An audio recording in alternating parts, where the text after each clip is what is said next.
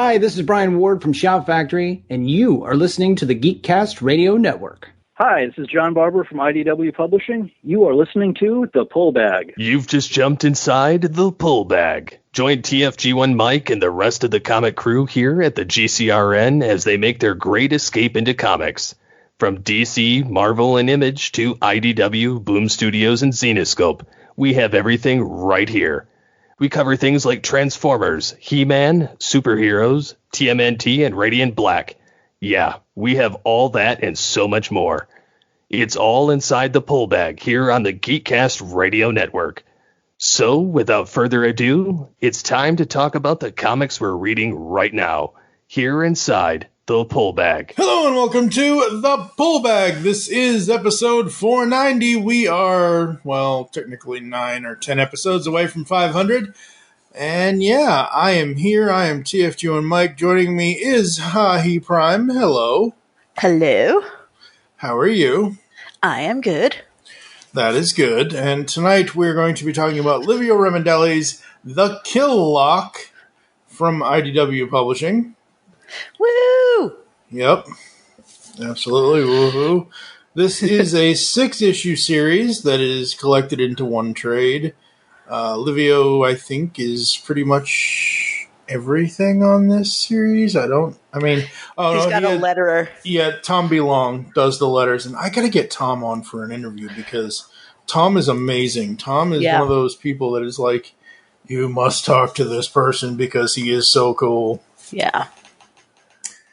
Yeah, Livio, David Marietta is the series editor with Alonzo Simon and Zach Boone on the collection edits, and Jeff Powell on the collection design, with Tom B. Long doing the letters. And yeah, this is so cool. So this is unlike anything we've seen stories like this, but it is a sci-fi kind of robot story. The back of the book basically says, "The Kill Lock, each found guilty of an irredeemable crime, 4 robots find themselves banished from their home world and bound together by the Kill Lock, a programming link that means if one of them dies, they all die. Now, a soldier, an addict, a murderer, and a child find themselves forced to protect each other while in search of a cure to survive." Woo! I'm just going to occasionally woo because I really love this series. It's a good series. It really, really is. It's fun. It's interesting. Yeah. I really had not been, when this came out, I hadn't been that excited about a comic book series in years. Mm-hmm. It really scratched that itch. Mm-hmm. Yeah, I mean, it's... So, this is with everything now. I think, I don't want to presume, but either I'm a little bit older or you're a little bit older than I am. I don't remember, and it doesn't matter. But the point is that we both lived through the 80s. We were children of the 80s and 90s. And the thing with the 80s and 90s is that's where all the franchises, and obviously 70s too because of Star Wars, but the 80s and 90s is where all these franchises came from. Transformers, He-Man, Mask, Voltron, Gem, everything. And we have all these characters that have been built over the last almost 40 to 50 years now.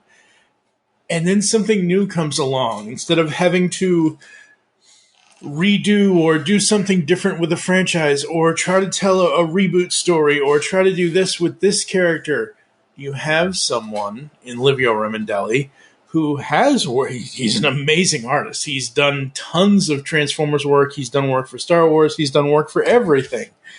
And this is his story. This is his original story that he came up with.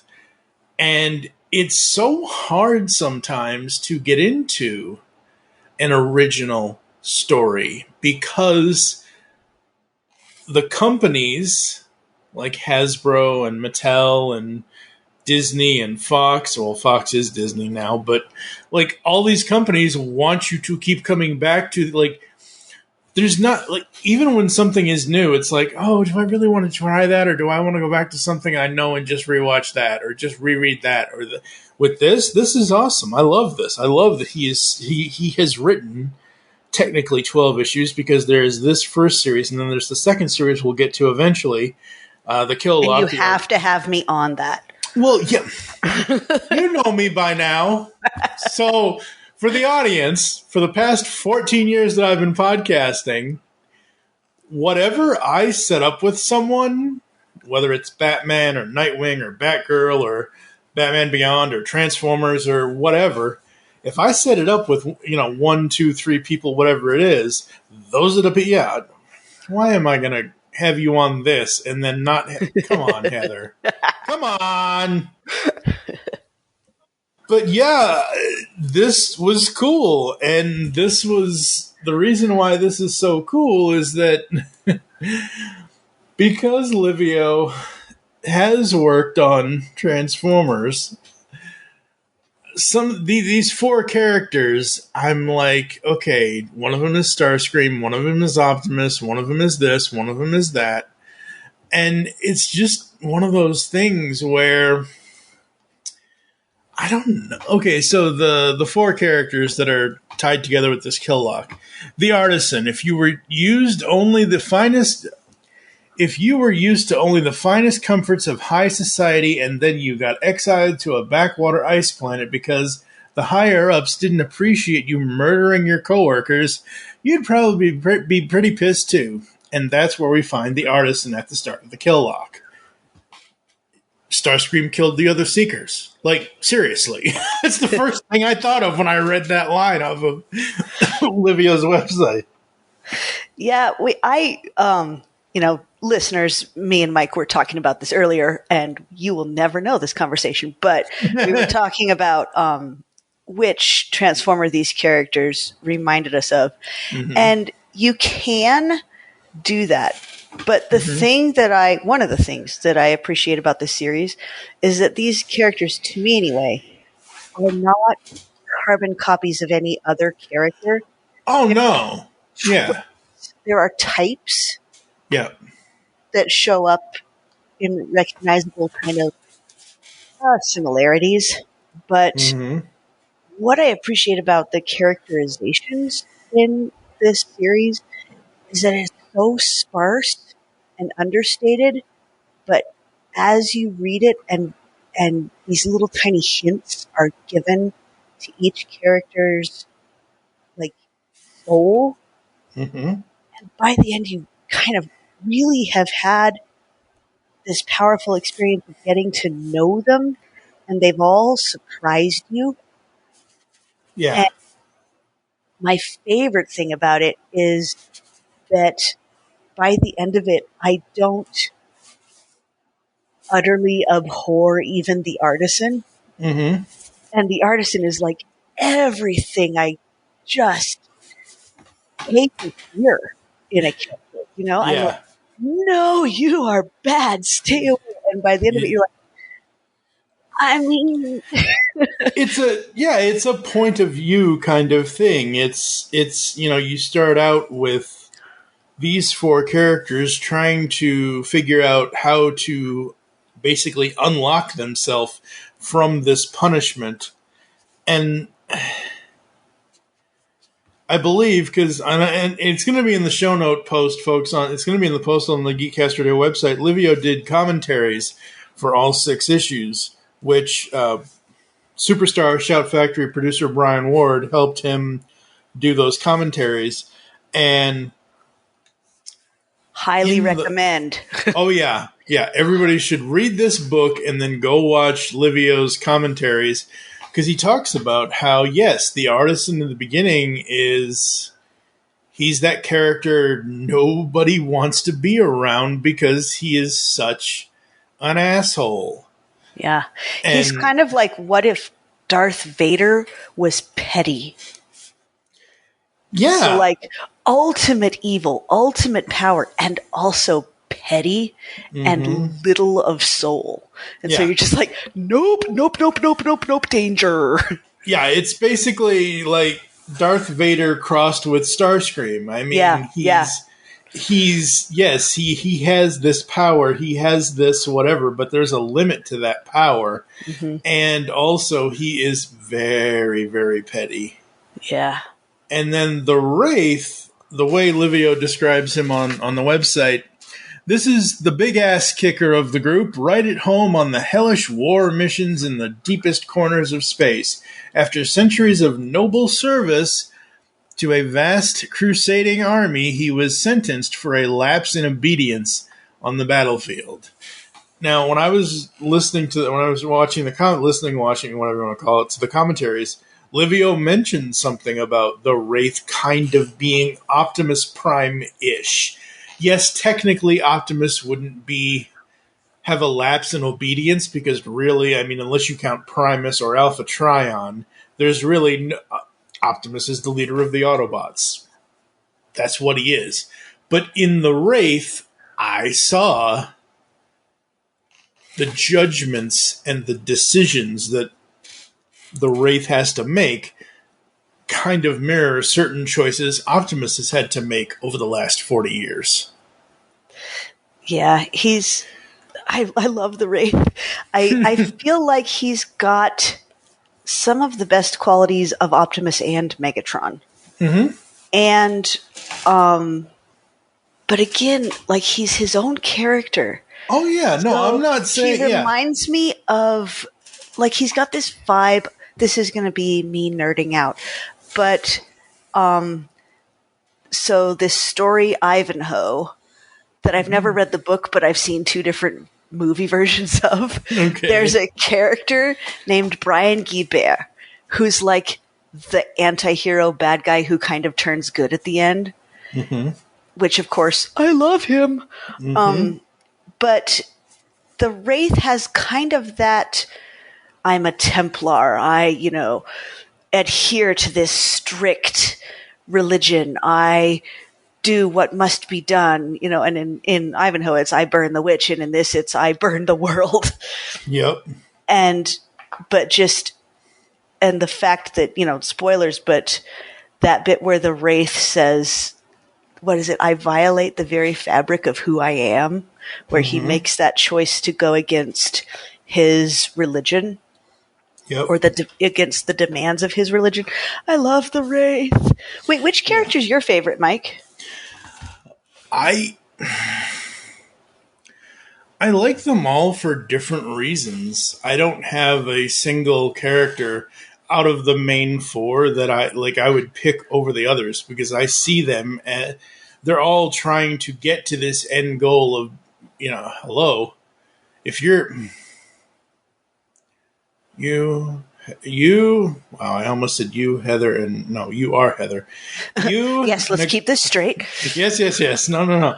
But if you, Amy, Nicole, and myself were in the kill lock, and if one of us dies, all of us die, then we all need to strive to a common goal kind of thing to figure out how, like, we all have character traits that we like from each other, or we all have character traits that annoy us, or whatever. And there wasn't really anything that was annoying in any of these characters. Like, when I was reading this, I'm like, this is cool. Oh, that's a nice story beat. The art is just amazing. You can just stop right there. It's Livio fucking Ramondelli, and his art is just gorgeous. Back to actually what you were saying about, before we get too far from this, mm-hmm. as we talk about the art, you were talking about starting an original story and how amazing that is. I was so glad that I was already familiar with Livio so that when he said, hey, I'm doing a thing, I was able to be like, you know what? That sounds interesting. I'll give it a try, because I'm still not the type of person that often will just go and like try stuff. Because I'm still too stingy to just like buy things. I don't know. But this really was phenomenal. And back to his art, the very first page is just it. You can really tell he loves Star Wars, first of all. Oh yeah. Because the imagery is very much like that grand, grimy, alien world kind of aesthetics of Star Wars. But it's really amazing and powerful and encouraging and, I don't know, just kind of hopeful for humanity in general, that you watch Livio do things that are other people's stories, and he brings his own style to it and things. But when he's doing this, that's his own story, it just transcends. It's so much better than anything else he's ever done.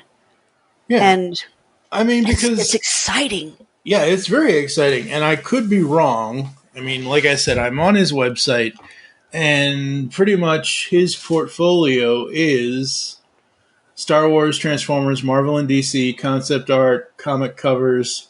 He is basically an artist. He is not a writer. I'm not saying the man can't write. I'm not saying that at all. What I'm saying is we know him as an artist, a person who creates the image that goes with whomever, whether it's James Roberts, whether it's John Barber, whether it's Brian Ruckley, whoever the hell that's writing the stuff, it doesn't matter.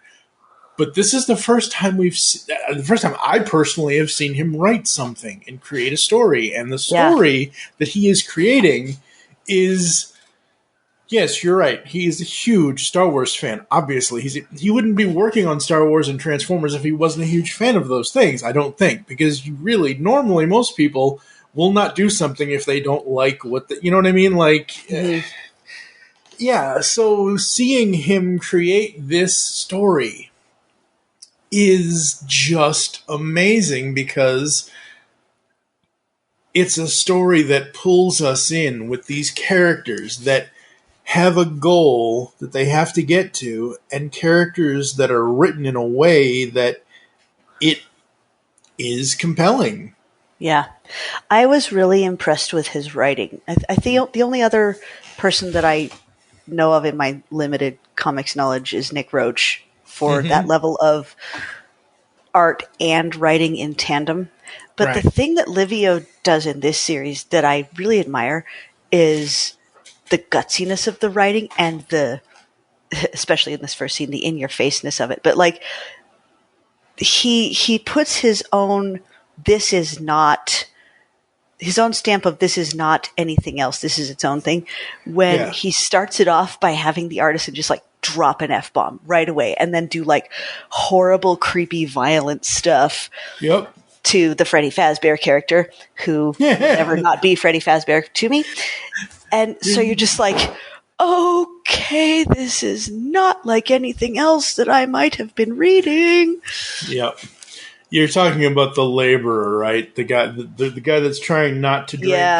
Yeah. No, the very beginning, there's just this random poor little dude at the bar, and the artisan is just offended. Oh, right. Offended by his redesign of his face. Okay. And he's just like, that's the most messed up face I've ever seen. Yeah, see, I thought that was the laborer, but it isn't. No, it's just a random dude at the bar. The laborer comes in after he A, takes his voice, and then B, takes his eyesight, and that last image of what that poor guy sees is terrifying. And then the laborer walks in and says, don't wander off. And they just leave this poor little guy just lying there. And I'm like, Freddy. Yeah, that's the thing with the artisan. He can see right through people and things, and he can basically just point his finger at your mouth and just take your voice. Yeah, he just knows. Is it Mace Windu that knows how to kind of find a thing's weak spot and destroy it in Star Wars nerddom? I'm not sure. But he's got that ability to just kind of see your sort of blueprint, schematics, everything, like, an X-ray, MRI, and then he goes, aha, that's Mace. Your weak spot. I just poke it. Yeah. I don't think that's Mace, but I know I seem to remember what you're talking about, and these characters, man, they don't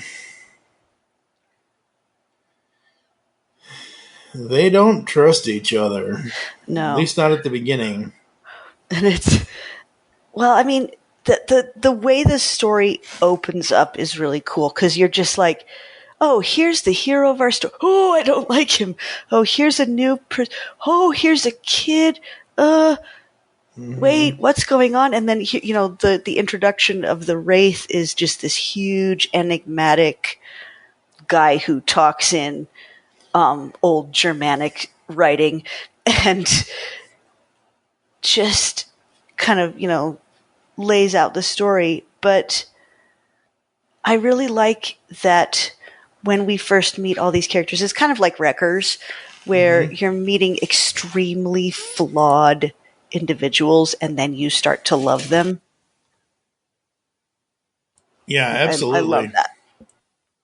Although with this we have actually that's another good writing aspect is an audience surrogate character, and in this case I'm assuming that it's the kid. Yeah. Where it's just the one that everyone is having to explain things to, and the one who's reacting kind of the way we are, because he has zero history and is just like, wait, what's happening? Well, yeah, I mean, they have to explain things to him because he is what Livio calls an unfinished. Yeah. And it says in here, let's see where it is. The artisan is like, fuck these locals. They should feel honored to even get a glimpse of an artisan or a wraith. And the kid says, but I didn't do anything wrong. I barely remember doing anything at all. Yeah. And it just seems like the kid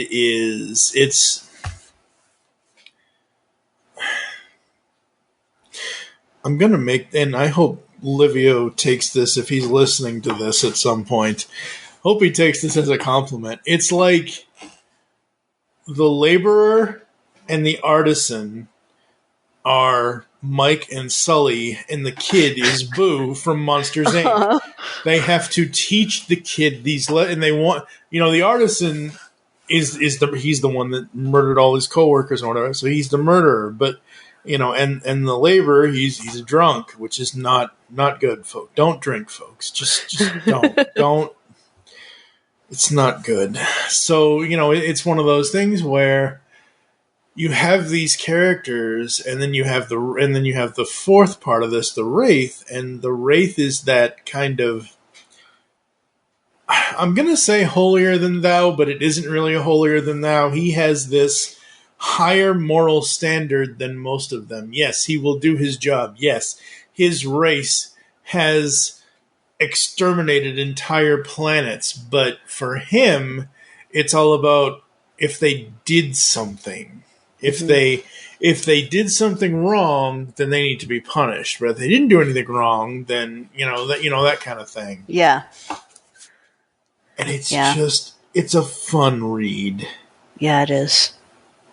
What are we going to do in terms of organization? Like, are we going to go through this story, or are we just going to talk in general about the whole thing, or how do you want to do it? I think we should just talk in general because I don't want to spoil it for people. I mean, I don't mind normally spoiling the books, but this is a book that people need to explore and find and figure out on their own. Okay, I like this plan. Yeah. All right, yeah, because this book keeps surprising you. Yep. And it keeps unfolding more and more.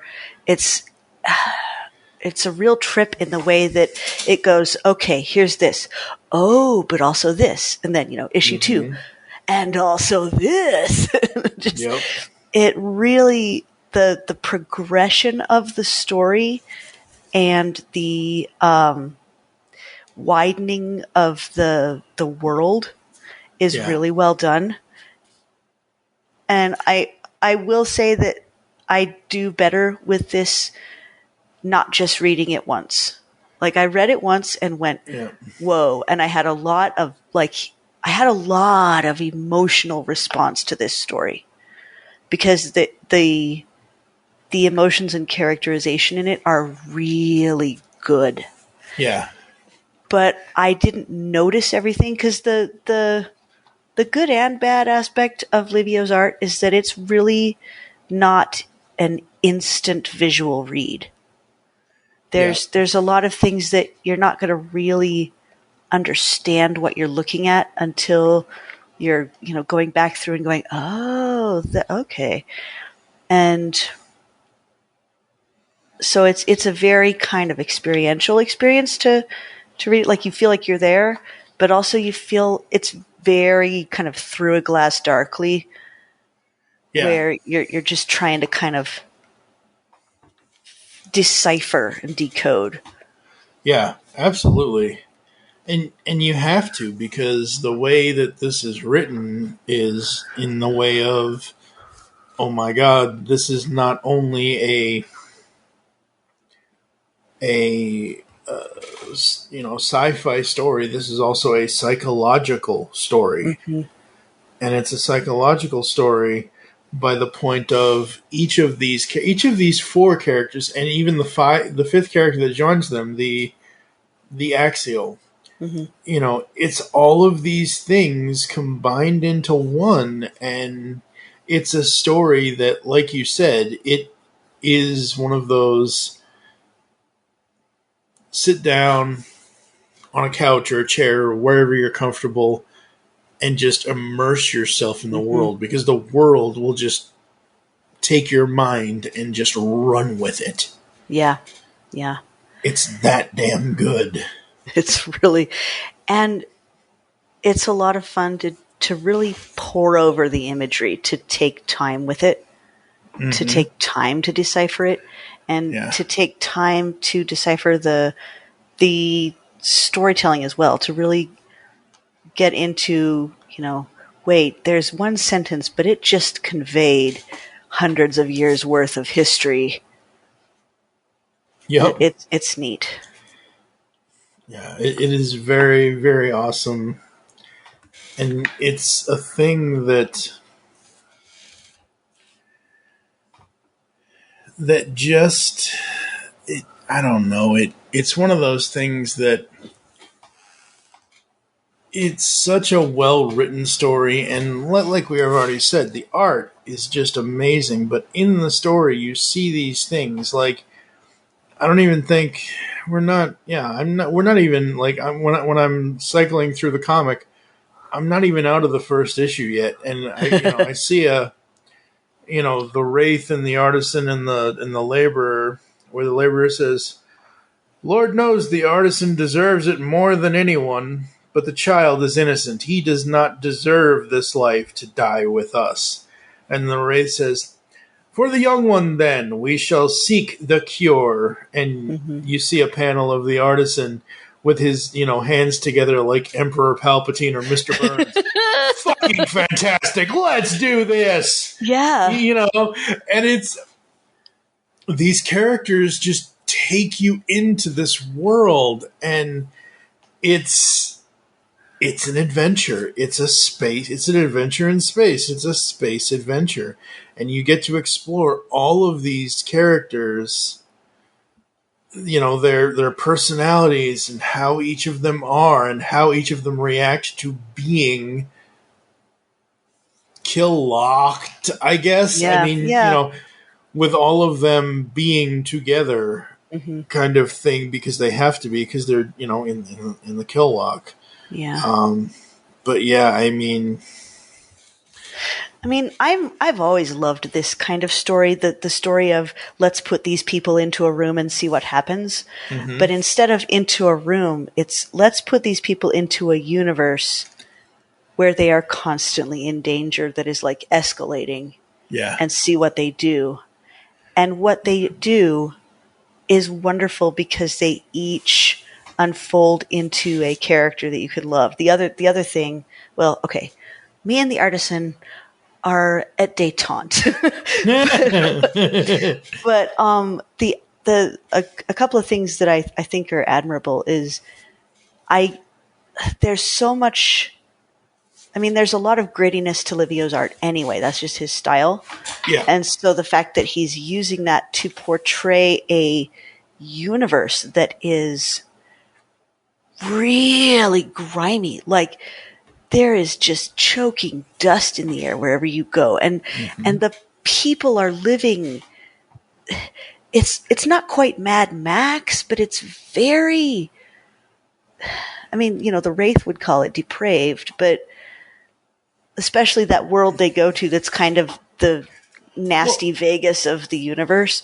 Yeah, and the thing is one of the I don't remember if it's the Vegas planet, but one of these worlds is the Wraith going back to something he already did. It's him visiting a world that he himself already destroyed. So it's not like them going to Coruscant or going to it's more because like Coruscant is nasty Vegas.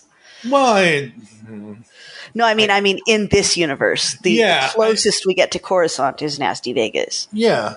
I mean, but the other worlds are like, one is probably Tatooine or Mustafar. That's what it is. Half of these dirty, grimy worlds are basically Mustafar. It's all lava. And them, the artisan basically wanting to tell the kid what is going on. Why is the kid attached to this kill lock thing? And revealing the truth to the kid. And we're not going to say what the truth is, but like, it's a character moment that be like, what the fuck are you doing? And then the artisan just throws it back at him, or throws it back at the person saying that question. The kid has to know the truth, because how is the kid going to learn? How is the kid going to make a decision in anything if he doesn't know why he's here? Yeah. It's kind of like, almost like an Oliver Twist world, where it's like, okay, we're going to follow a kid in just the worst possible environment. Yeah. But instead of feeling, I would not love this story if it was, here, let's watch a kid out in the horrifying world just get ground down. Instead, it's here, let's watch a kid bring out the goodness in these four disparate characters. And the Axial says that the kill lock exists because four people cannot ever get along well enough to really protect each other forever. Uh-huh. And these guys are kind of able to succeed and fail and succeed. Well, that's the thing. Like, again, each of their traits, whether they're the good traits or the bad traits, contribute to them going on this adventure for the cure to unlock themselves from the kill lock and basically free themselves. But, you look at the reasonings of what, okay, yes, the artisan and the Wraith, they both have... The Wraith has destroyed worlds. He has done a lot of damage to a lot of things. The artisan, and again, I'm going to make all of these allusions because I just think it's funny. The artisan is essentially Peter from Office Space after the hypnotist. Like, he doesn't give a shit anymore. He's just going to go crazy. He's going to knock down the walls. He's going to do this. He's going to talk back to his boss. He's not going to come in on Saturday. It's that kind of character that at times, and plus he's an engineer. Mm-hmm. Like, that's the thing. He's an engineer. He knows how to do certain things and fix certain things or not fix certain things. And they all have traits that contribute to the overall story and contribute to each other's, growth. Yeah. Another thing that, along with the character development, I love that this story it's not just like a simple progression of, hey, we're in this situation, let's go get out of this situation. Yeah. It ends up going places where you're really surprised. You're like, wait, what? And the end is like a huge, wait, what? Yeah. But satisfying. But also, absolutely. What? Yeah, absolutely. Yeah, exactly. I did not see that coming. And it's it's the kind of thing where you go back and you're like, I should have seen this coming.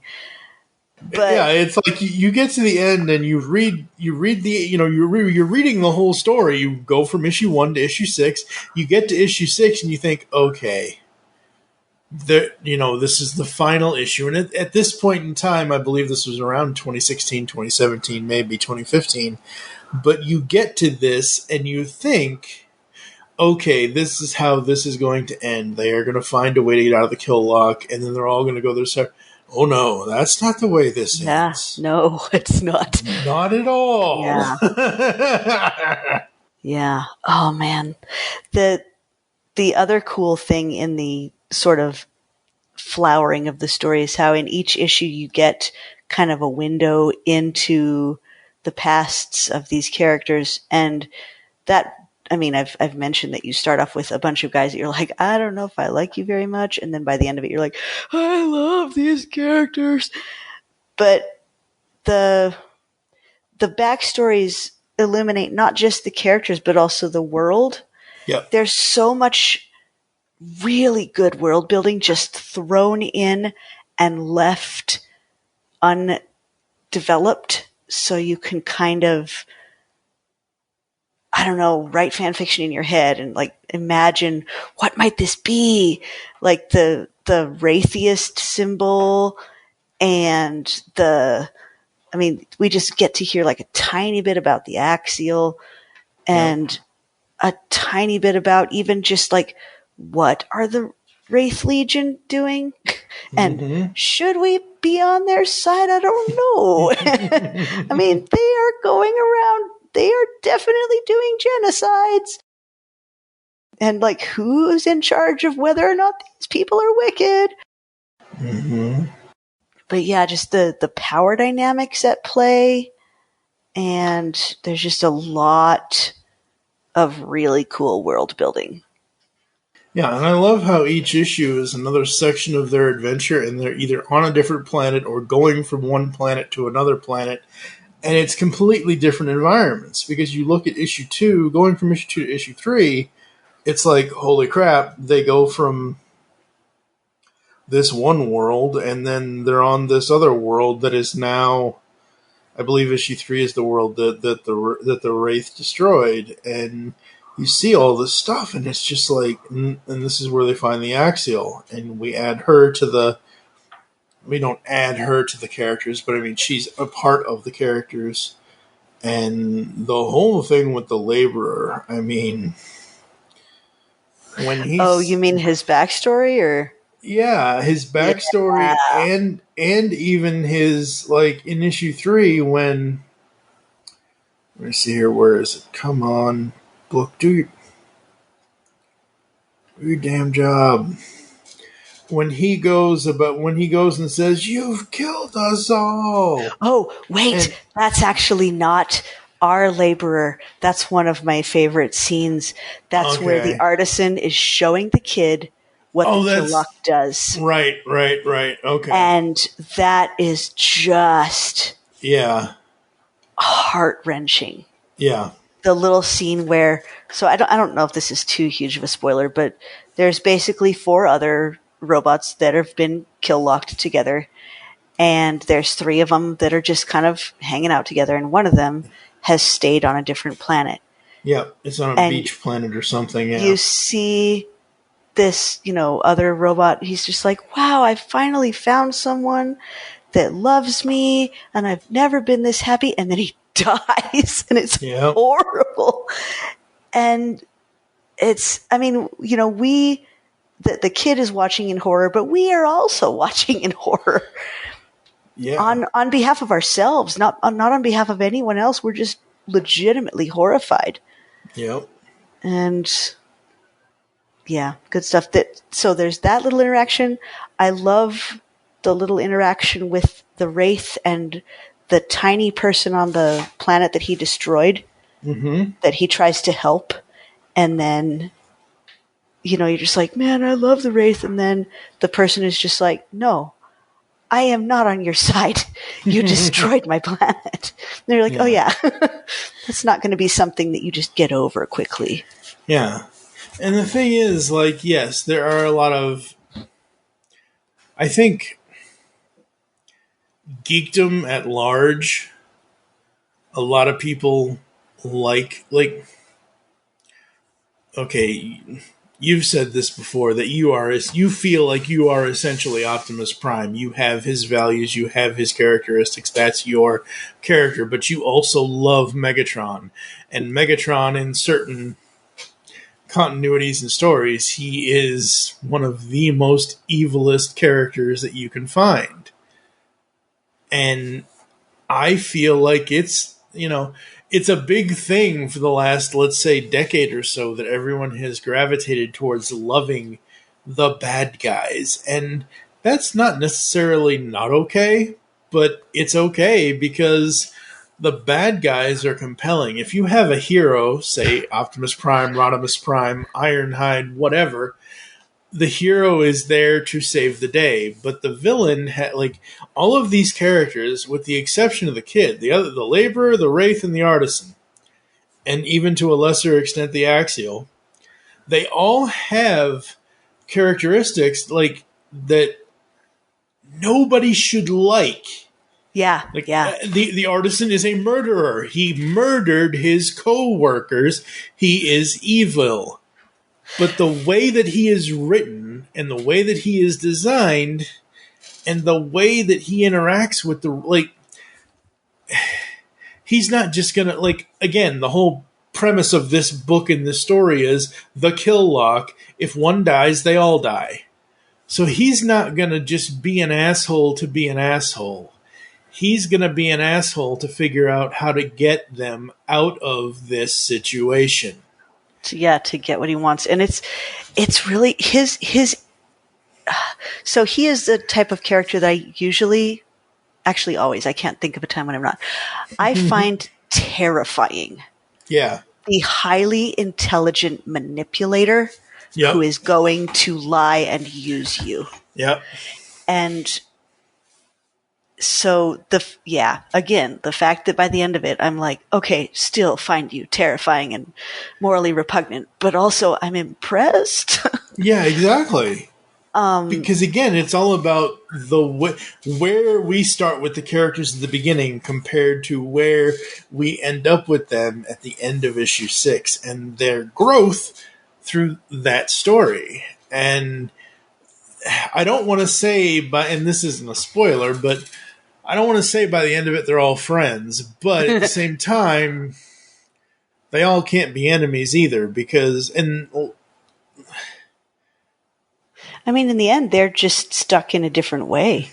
Yeah, exactly. And the fact that this is a societal story, that society, okay, you don't look down on the murderer, but the kid specifically. Mm-hmm. He got punished because he wasn't finished. He wasn't it's like going to,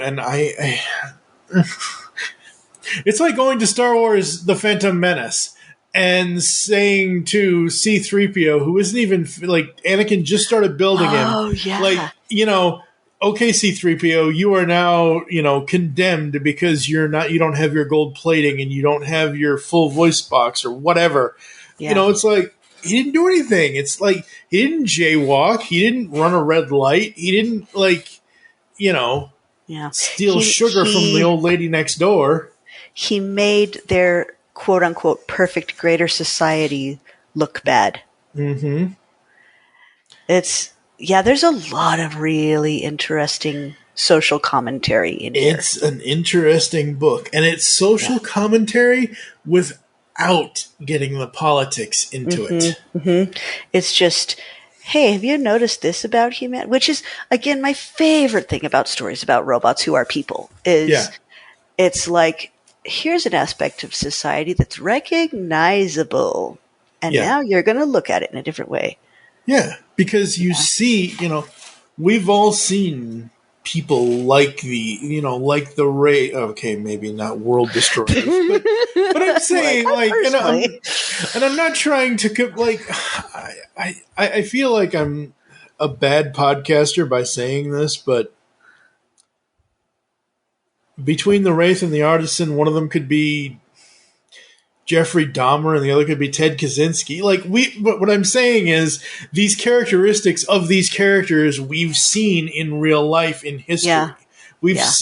And again, I don't think Livio was bringing any of that into this, and that's good, but I'm saying we as the readers, as the consumers of this book, as people who love comics, who love the art style that Livio had, I mean, the man has an art style unlike any other artist I have ever seen.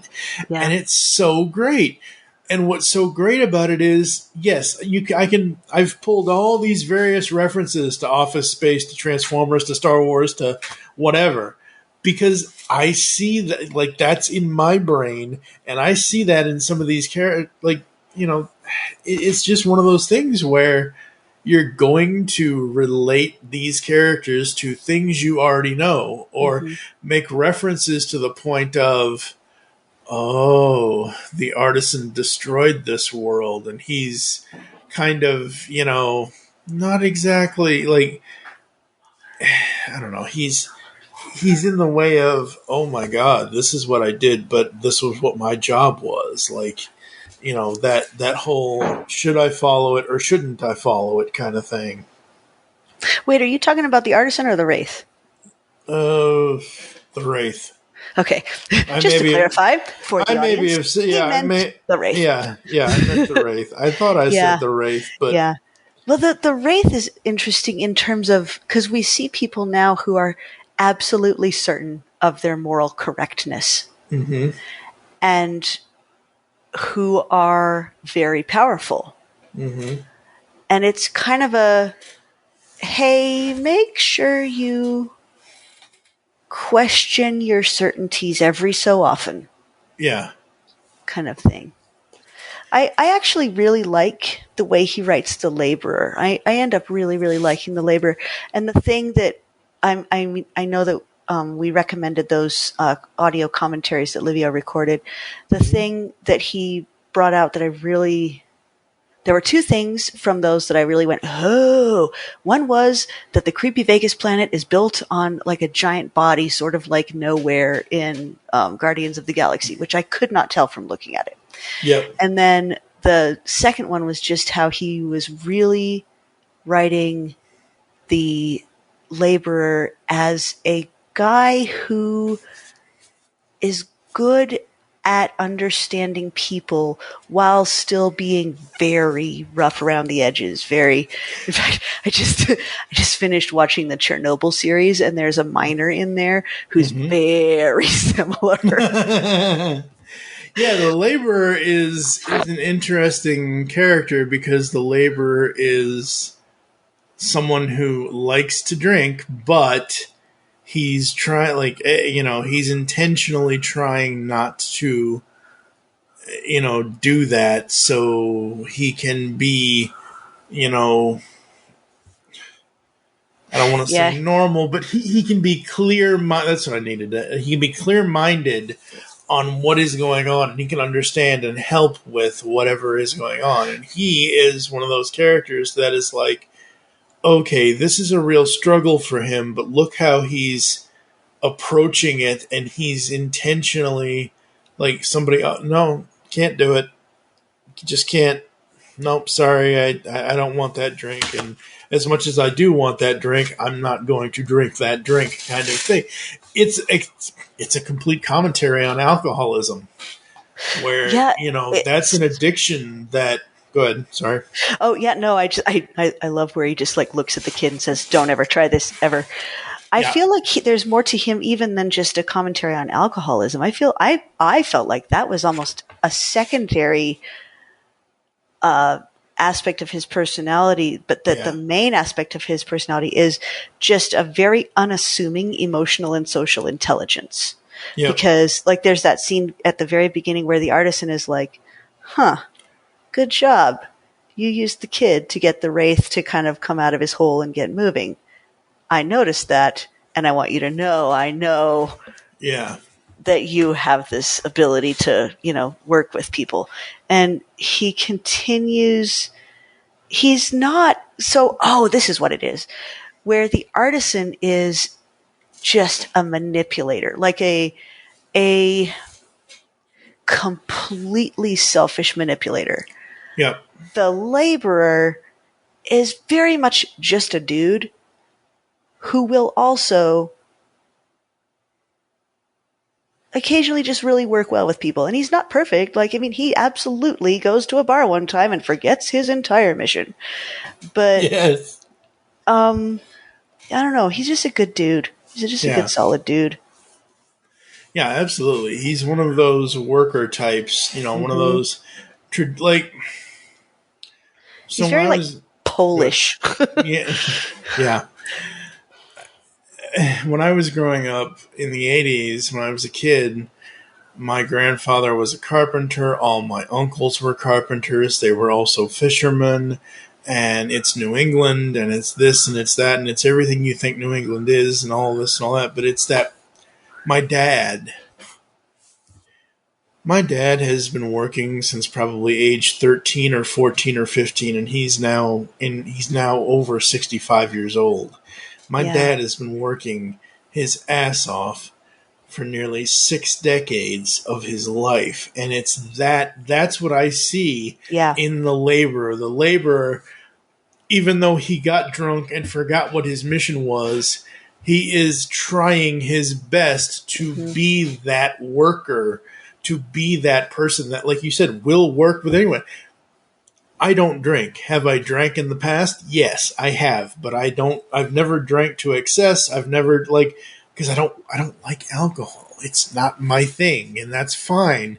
But for me, like right now, today in 2022, I will say to anyone that if you want to podcast with me, you let me know what the time is, and I will be there with whatever we're going to do. And I can work with any schedule. You need to record at midnight, you need to record at 5 a.m., 5 p.m., 7 p.m., 1 p.m., 11 a.m., whatever it is. I can make the time, and I can work with you to the point of, as long as you want to be on the show and talking about whatever it is we're going to talk about, let's do it. Let's figure out how to get it done. And so that's the kind of thing that I see in the laborer for myself is I'm working around and working with everyone to make sure we have a great podcast. And in this comic book, Livio has a character like that will basically bring out certain things out of the other characters that are attached to this kill locks thing. Yeah. The whole idea of the kill lock as a punishment is just super interesting. It is, and it's so different from anything else. I can't think of anything else that's this same kind of idea. And that's fun to feel like something is legitimately new. And I don't even have a problem of stuff being reminding me of other things. In fact, I think that often deepens stories. But yeah, this is a very cool new idea. Yep. So props to Livio for that. Yeah, absolutely. And normally, specifically the Transformers IDW books, it's those, and it's honestly, it's any comic book. I have always had a problem with going from the present to either the future or the past. And normally in the Transformers books, and I'm not saying anything against Livio himself or his work, but normally in the Transformers books, when they go to the past, it's Livio's art. So let's say Alex Milne is the main artist on Mother Meets the Eye, which he was, but you have Livio come in and do a past section. If they do that past, present, past, present, past, present in too much of a quick rotation, like 2 or 3 panels or 2 or 3 pages in a row, it takes me out of the story because it's jumping around from point to point to point to point to point too much. However, when Livio does it in here, because it is all his style and all as he did was kind of, it's not monotone, it's a different it's, what is it called? He does it in a way where you see the difference of the present versus yeah, it's always very clear, which is cool. I'm flipping through really fast to see if there's any. So am I. While I'm flipping through, I will give my one critique, which is when they go to the planet where they think the cure is, that's where the story kind of slows down for me, and I kind of stop caring because I'm just like, they're fighting. And then it's like, never mind, there's interesting stuff. Yep. Okay. Yeah, but I mean, I'm looking through all of this and I'm seeing now. Oh, well, here it is. It's at the beginning of issue 4. So it's then. And it starts out with, yeah, that's right. Because where the wraith is. Yeah. Oh my gosh. I'm like, we should probably not spoil this. No, we're not. No. Cool. Yeah, no. We're not spoiling it. I wanted to bring it up because of my whole point in saying all of this is the time jump and the continuity of the story kind of thing. Normally, I don't like those because they, just, I don't know, it's just too abrupt between them. But the way Livio does it, it's a smooth transition from the last panel of, what is it? It's page 77 of the trade, where that ends, and then you get to now where they have, the Wraith saying, best to get a sense of the world before announcing our presence. I shall survey the perimeter and report back. So, you go from the previous pages of the past to the current pages of now in issue 4, and it's all Livio's art, but it's all...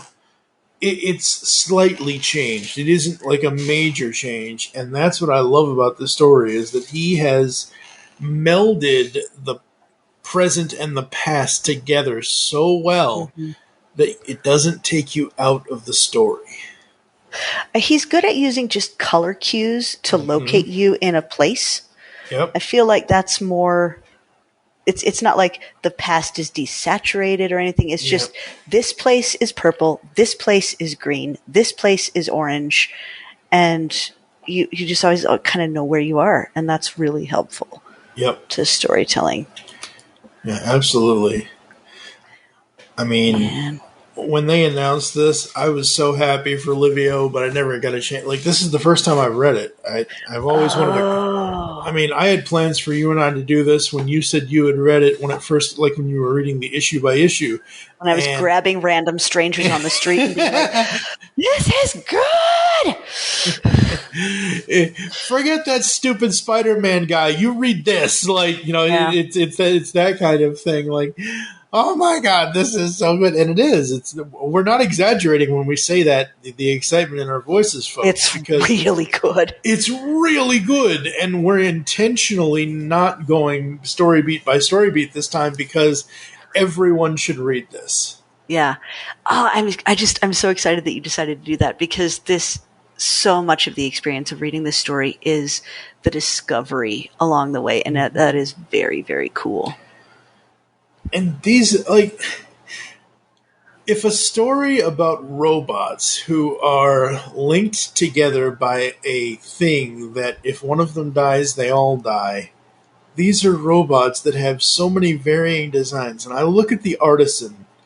This is at the end of page 5, the end of issue 5, going into issue 6. It's the last page of. It's just, I'm like, that is the most unique robot design. His face, man. Those two panels. It's terrifying. It's terrifying, but it's so cool. It's terrifying. And the thing that's kind of trippy is that you are terrified of a rectangle. Yeah. I'm like, this shouldn't be this creepy, but it is. And I mean, all of the covers for this, I mean, we'll get to the variants later, but all of the main covers for this story are just so cool. And I remember they really are. Yeah, I remember in the commentary, and I'm just looking at this now from the last page of issue 5 going into issue 6. You see the artisan on that last page. You flip it to issue 6. Issue 6's cover is essentially, it's not chalk, but it's more of a monochrome kind of design where it's the artisan's face, but it's the Kill Lock symbol on his face for the final cover. Holy dang, I had never really noticed that was the artisan's face. Yep. Oh, man. Well, Livio said it in the commentary for issue 6. Yeah. I didn't notice it at first, and then I went back and I looked at it, and I was like, because right now I'm looking at the artisan on the final page of issue 5 and going into. I'm like, holy crap! Wow, that is cool. And then issue 6 has, it's like I said, folks, we're not going to spoil the end. What I will say is throughout the entirety of the story, the Wraith, the way his face is he has these fiery lines. It's like he's wearing an old knight helmet. Yep. It's like, his design reminds me a lot of the original Fallen, the one that looked like a wood stove. Yep. He's got that just like fire inside of him and just huge, thick armor. And I totally interrupted you. What were you going to finish? Well, it's kind of like a T with 2 extra, so you have a T and then you put another 2 crossbars on the stem of it. Yeah. And it's so cool. And what's cool about it is, depending on what he's doing, the color of it, the color doesn't change, but it flashes various, fire colors. And by the end, with what happens at the end, we're not going to say, but with what happens at the end, I'm like, okay, I need to read the Artisan Wraith right. I need to read the next story right now, because before that final page, his face, the T, it turns Decepticon purple, and I'm just like, oh my God, this is so good. Yeah, I'm totally going to go back and reread Artisan Wraith start to finish instead of reading it over the course of several months. Yeah. And I also noticed that Livio put out commentary on that too, so I'm going to listen to those, and then I'll just be like, okay, I get it. Yeah, so to kind of wrap this up, folks. Go buy the Kill Lock. It's very good. Yes, you don't need us to be spoiling the story for you. All you need to know is the Kill Lock is a program, a punishment program. It is a punishment piece of technology where 4 prisoners or 4 criminals and a kid are 3 criminals and a kid are basically locked together. One dies, they all die. That's really all you need to know going in. And then you just get immersed in the story yourself.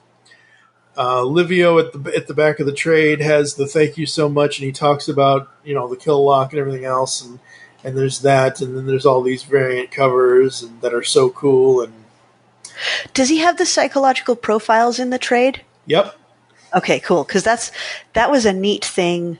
He got like a licensed clinical psychologist to write. Yep. Dr. Andrea Letamendi, who is a friend and who has been on the podcast before. She is married to Brian Ward. They're together. They've been together for years now, but she's married to him. But yeah, she is let's see, what does it say here? Come on, zoom in. Dr. Andrea Letamendi, licensed clinical psychologist, co-hosts the Arkham Sessions. And so the interesting thing, because I have a Google Pixel 6 Pro, and it has Google Lens on it, and what Google Lens allows you to do is if you take a screenshot, you can then copy the text out of the screenshot. So I have been copying the psychological profiles because I want to be able to read them later. And it's something we will most definitely do for the next episode whenever we get to the Artisan Wraith.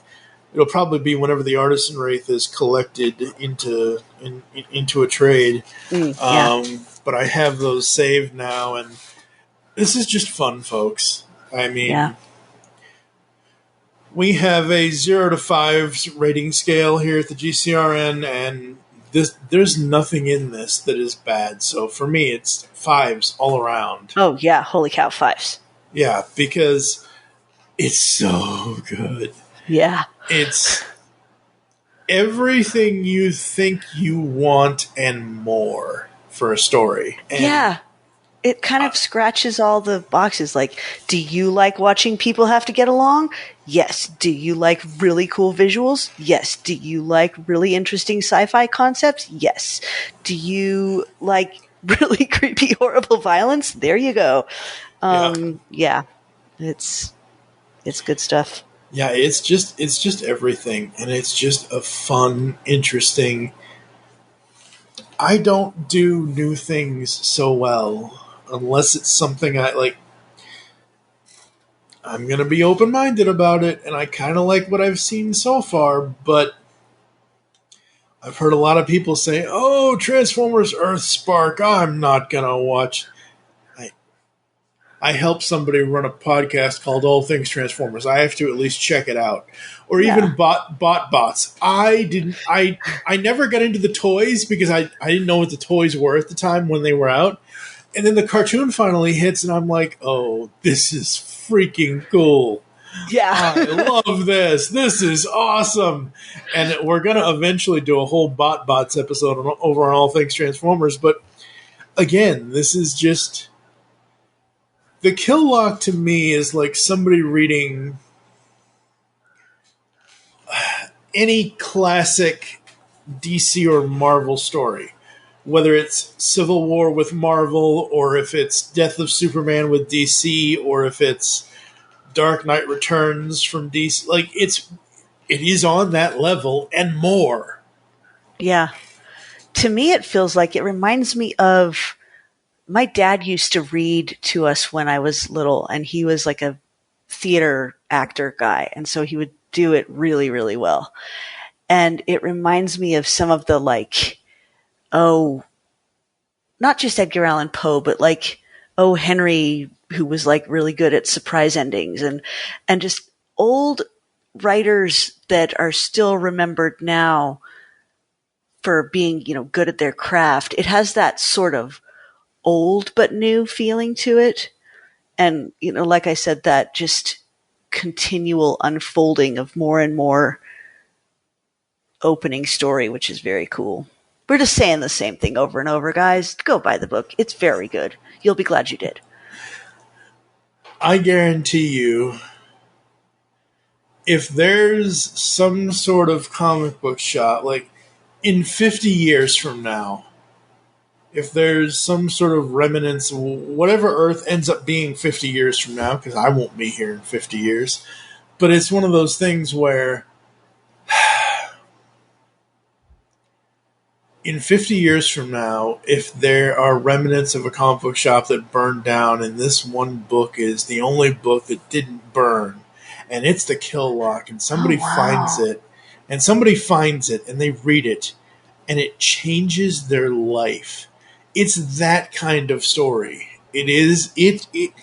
Livio Ramondelli has created the new classic for the future of comic books, in my personal opinion, with this story. That is such a cool idea because, I would be okay if the only comic book that survived, the apocalypse was this one. I think it would. Wow, dang. Yeah. Sorry, I know you're trying to wrap up, but one of the things that fascinates me about comics is how they just crystallize how we are as a society thinking about deep things. And I find this one to have okay, all right. If this is the only comic book that survives, that would be okay. And I think it would speak well of humanity in a weird way and say a lot about us. Yeah, absolutely. I mean, again, this is just, like you said, like I've said, this is just an amazing comic that everyone needs to experience. If you like sci-fi, if you like robots, if you like traveling from planet to planet, if you're a Star Trek fan, a Star Wars fan, Transformers fan, any kind of fan of all of these franchises, you have a guy in Livio Ramondelli, and the way Tom B. Long letters this, and Livio talks about this in the commentaries, the way he letters the Wraith versus lettering everybody else and everything else, the Wraith has more of a heavy ink to it, and it's more of a world-ending kind of, oh my God, I have destroyed everything. I feel like, yes, it was my job, but it makes, oh God, I regret my past. But it's this big, deep, impactful thing. Yeah. And it's just in the change of the lettering, and it's just so cool. Well, and sorry, just really fast. I think that's worth calling out because changes in lettering style can be obnoxious and they can pull you out of the story. And this could so easily pull you out of the story, but it works. Yeah, it just works. He very carefully chooses the size and the font. Yep. And makes it work. It's just, go Tom. Yeah, it's just amazing. Just amazing. Yeah. All right. We're going to take a quick break. You're going to hear some ads and some other stuff, and we will be back to close the show after this. Hey, welcome to the Last Comic Shop Podcast, a comic book podcast that actually talks about comics. Yep, each week we open the shop up and read and discuss a comic. Sometimes we pair that up with comic book movies or TV shows. Or not. Lots of times it's just comic books and sound effects. Oh, yes, definitely lots of sound effects. So tune in on all the major podcasting platforms to the Last Comic Shop Podcast, or check out our library of evergreen shows at www.lastcomicshoppodcast.com. Like science fiction? Of course you do, or you wouldn't be listening to the Geekcast Radio Network. Well, the Mark Who 42's Universe podcast is an award-winning sci-fi radio show that's been around for over 10 years. We cover everything from Doctor Who to the MCU to pop culture and everything in between. A new show drops on Tuesday mornings on the GCRN website and all of the major podcast platforms.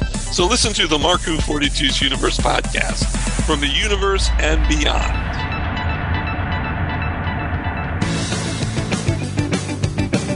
Hi, I'm Dan, and I'm the host of the Rock Nerd Radio Show, which airs live on HudsonRiverRadio.com every Wednesday evening at 8:30 p.m. Eastern Standard Time.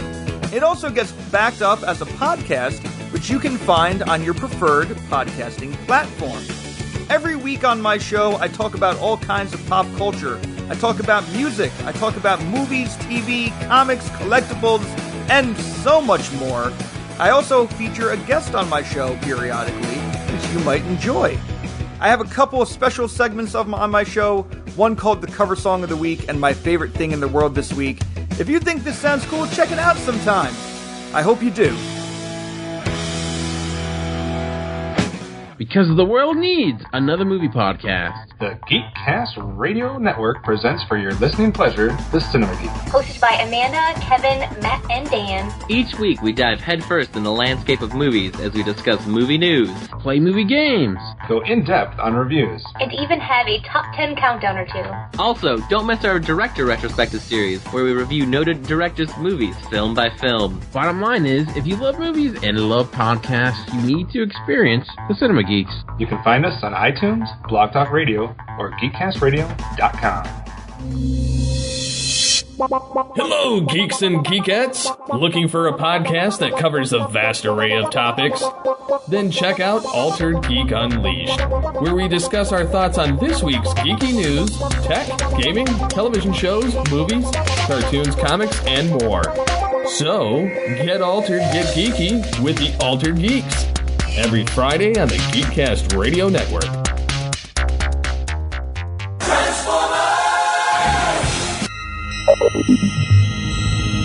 You are receiving a transmission from the Rod Pod. Upload pending. Stand by for soundtrack transfer. I am Maggie. And I am John. And we are trapped, hurtling through space in a ship shaped like Rodimus's head. The ship, for reasons we haven't been able to determine, contains the entire run of the IDW Transformers Phase 2 comic, which chronicle the events following the end of the war between the Autobots and Decepticons. So we figure we may as well read them all in order and report our findings to you. Stand by. Stand by. Upload complete. Now.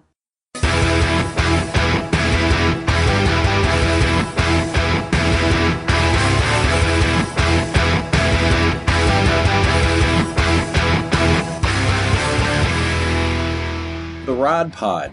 Look for us at marriedwcomics.libsyn.com, at iTunes, at Stitcher, or wherever good podcasts can be found. So, till all are one. Till all are one. Till all are one. Discover a world of vintage and modern toys that's more than meets the eye with the Triple Takeover Toycast. Hosted by toy writers and photographers Toybox Soapbox, 6.0 and TF Square 1, this informal and chilled out series of discussions cover everything from vintage Transformers to Mask, Diaclone, Microman and more, be it nostalgic or current. Whether you're a seasoned collector or a casual robot enthusiast, all are welcome. Triple Takeover Toycast. Alright, folks, we are back. As we said, The Kill Lock, IDW Publishing, Livio Ramondelli, Tom B. Long, and others. It's just amazing. Go get it. Go get it digitally. Go get a physical copy. Tell your comic book shops about this. Every time I've gone into a comic book shop in the last 5 years, the first thing any of the employees, doesn't matter which shop it is, like I've been to a lot of comic book shops in the last 5 years, but oh, did you read the new Batman? Did you read the new Superman? Did you read... And look, I love DC, I love Marvel, I love all this stuff. But stuff like the Kill Lock, stuff like Radiant Black, which eventually we will cover on this show, this original kind of universe-building stuff. And I'm not saying the Kill Lock is going to be a universe builder. So far, Livio has only done six issues for the original and 6 issues for the sequel.